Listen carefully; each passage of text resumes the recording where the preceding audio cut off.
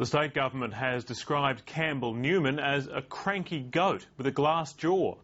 The LNP leader yesterday accused the Premier of breathtaking xenophobia for making fun of his Tasmanian origins. He's been branded thin-skinned but is standing by his objections. From Mackay Regional Parliament, here's state political reporter Jessica Van Vonderen. Hundreds of school children have come to see democracy in action, and they've been telling the Speaker what they'd do if they were MPs. I'd make Justin Bieber come to Mackay.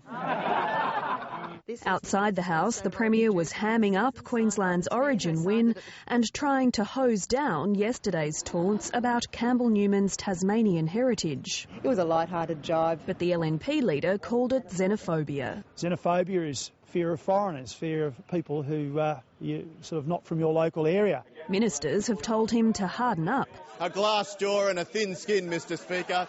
And Mr Speaker, in the meantime, the prescription's clear. The only thing he needs to do is have a cup of concrete. He's a cranky billy goat at that, Mr Speaker. And a tantrum is not the point.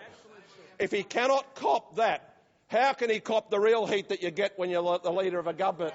But Mr Newman is standing his ground. This government should be focusing on the cost of living, should be doing something about the economy, not casting a slur on Queenslanders who actually came from somewhere else. The main roads minister comes from Townsville. The Parliament learned a little more about his origins today. When I learned to crawl, Mr Speaker, I crawled sideways. That's how much fishing is in my family, Mr Speaker. I'll stand up for the fishermen in Mackay. And so ended a very parochial regional parliament.